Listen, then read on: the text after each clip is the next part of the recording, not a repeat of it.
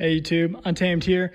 Today I figured I'd shoot a video and kind of walk you through the process of getting my second 2013 Toyota FJ Cruiser Trail teams here.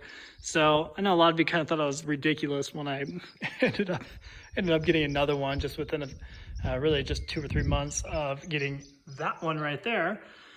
And I get it, I don't blame you. I definitely am kind of a nut when it comes to cars in general, if you guys haven't picked that up by now. But really, I want to walk you through what my mindset was and kind of how I approached it and what I honestly strongly considered immediately before pulling the trigger on this one.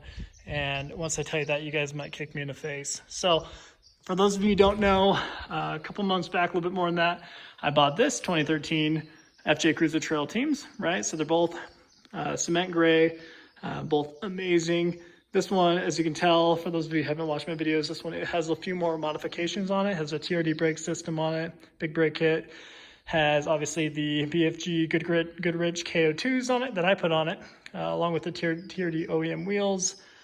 A Fox lift kit 2.0 performance suspension kit, Freedom off-road upper control arms, a couple other small goodies throughout it, okay? So K&N air intake, blah, blah, blah. So that really solidified my love for the FJ at large. So that being my very first FJ, kind of showed me the ropes and showed me what they're all about. And I definitely fell in love with it, as you guys know, if you've been watching my videos.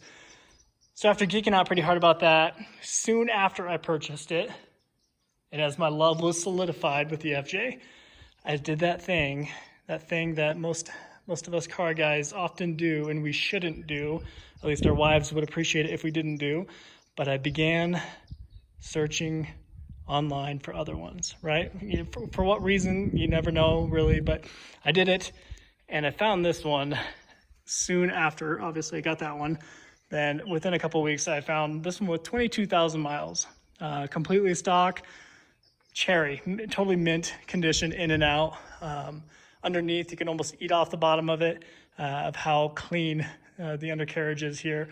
Obviously not as cool in the sense that it doesn't have all the tasteful modifications on it. And this one isn't modded out to heck. You know, you guys know that. It has just a few mods on it, and really they are very tasteful mods. You know, they're not cheap mods by any means, and they're definitely good ones. So, but this one, there's something to be said about a completely stock FJ Cruiser Trail team. So this is becoming more and more difficult to find these days, or few and far in between, especially the 2013 and the 2014 Ultimate Edition. You just don't find them. So the 2013s, that's when they implemented the crawl control. So that's like an added cool perk of this particular trail teams, right? This one does not have the suspension, doesn't have the Fox suspension, doesn't have the front TRD skid plate like the other one. It doesn't have the big brake kit. Has KOs on it, the original KO1s, if you will, which are still cool, very similar tread pattern as I've shown you guys. But, you know, overall, just the cool factor is a little less, if we're being honest. But I think if you're a true FJ enthusiast, which I hope to be, I can't call myself that legitimately, of course, right now being new to it, but I guess any vehicle enthusiast, you can appreciate the value of a completely OEM stock unmolested vehicle with low miles, right? That's hard to come by, a limited production one, which is this. So that's what kind of drove me to pulling the trigger on it at all. And the thing that you guys might hate me for, you might think I'm ridiculous for rather, is right before getting it, I was very close. Instead of buying this, instead of getting the FJ here, getting a 2019, a brand new 0 mileage, 5 miles, whatever, a brand new on the lot 2019 4Runner TRD Pro. And well, Exhibit B over there, as you see, you guys know I already have one. I have a 2020 that my wife drives as a daily driver. And you guys know the Tundra is predominantly my daily driver. But I found one that was brand new on the lot still. 5 miles on it, a couple little goodies on it from the factory, like the Predator footsteps, the rear cargo pull-out area, like the almost like a tailgate option, right? That comes out the back. So it has that on it. Again, Voodoo Blue. which you guys know I've definitely developed a huge liking for recently. It wasn't the video, the one that I shot a video of just a few weeks ago. It was not that one, but obviously the same exact vehicle, but brand new. So I was able to talk them down, quote unquote, talk them down. I didn't even really try. I got them down to $42,000. Okay. So original MSRP is about 49, 48, 49. They had it marked down to 46 something. And then I called them up. I said, well, hey, I'm interested. How much would be your bottom dollar to take it tomorrow, kind of a thing? And, you know, common verbiage. And he said, well, you know, because we've had it on the lot for so long, we'll probably do like 43.5. I was like, yeah, okay.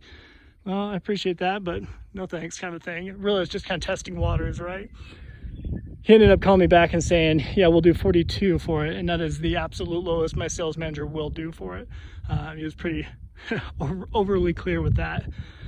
So really, that put me in a weird little dilemma, because here I got this 2013 used vehicle, right?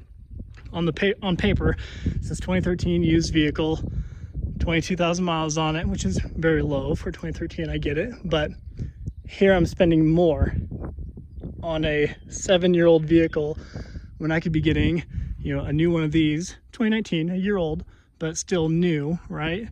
For less than I paid for this. So yeah, I think most of you can understand the ethical dilemma, if you will. I shouldn't call it ethical dilemma, you know, the dilemma that I was in. So that is what I really strongly considered immediately before pulling the trigger on this one. So what justified this over the 4Runner was simply the fact that, you know, they're not making this anymore. They stopped production in 2014. You know, people absolutely love them, and you know, I think the love that people have for this is only going up over the years. So they're definitely becoming more and more popular. People are geeking out more and more about them these days. It's harder to find one that is unmolested, not totally modded out, and you know, obviously off-road it to death and stuff. So that's what kind of drove me to it, even if it meant paying a little bit more than a brand new 2019 Voodoo Blue, a cool color, specialty color for 2019, right? 4Runner TRD Pro. So my ask to you guys is, would you have done the same thing, honestly? And I think the FJ was what I'm kind of learning is it's a little bit more of a niche. I mean, people obviously love them. You know, they're becoming more and more popular, but they are still a little bit of a niche, right? I mean, either you love them or you're whatever about them, right? And honestly, I was like that forever. You know, it wasn't really until recently, and I actually got behind the wheel of that one, where I truly started to understand the coolness to them, right? The cool factor, the unique factor, and really started geeking out about them. So I totally get it when people are not all about it. And honestly, whenever I post videos of the FJ here, you guys see, I mean, they don't really get that too many views. So I hope you guys know that I'm not doing this for views. Otherwise, I'd strictly be doing videos of that, because whenever I do videos of that, it tends to do a little bit better. But I'm excited about the FJ. So it's new to me. It's definitely, like I said, exciting. But I want to know what you guys would do. Would you choose a 22,000 mile FJ Cruiser, Trail Teams edition, right? Stock, nothing too crazy about it. Would you choose that, or would you choose this guy over here, the Voodoo Blue? Honestly, what would you do? And then I guess the part two of that question would be, put yourself in my position where you already have one, and that's kind of a part of the reason why I ended up venturing away from it, because I think it would have felt a little ridiculous I already kind of feel borderline ridiculous with 2 Army Greens, which is is already kind of a little insane. But then if you were to clone that real quick and put it right here and make it blue, then what are the neighbors going to think? So that was a part. I'd be lying if I said that wasn't a part of the reason why I ventured away from the idea.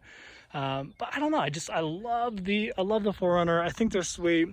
Do I think the FJ has more curb appeal, if you will? Yes. I think, the unique factor of this, just look at the body lines and the fender flares over it. I think it is so unique, and I just love it. But I also could say the same thing about the 4Runner here. Even if it is a, hey, Denver, buddy. Even if it is a dated platform, I think it's just a beautiful looking rig.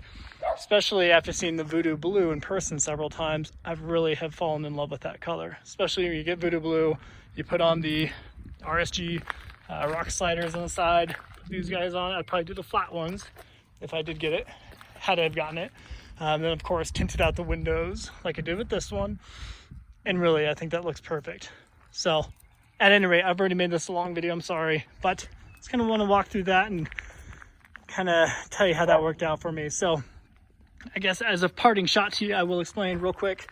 So when I did pull the trigger on the FJ here, it was kind of a little bit of a risky maneuver to some degree. I wouldn't really recommend it, but the gentleman I bought it from, the couple I bought it from were extremely nice. I FaceTimed them a few times, obviously did walk around videos of it, and they're just, I don't know, great people. And I looked them up online. They're legit people with their own company and all that stuff. So ended up, of course, wiring the money a little bit in advance. Had the paperwork, had the title and all that stuff in hand. So, I felt pretty good about it, but it is always a little bit of a risk buying a vehicle from out of state. So I bought it 4 states away.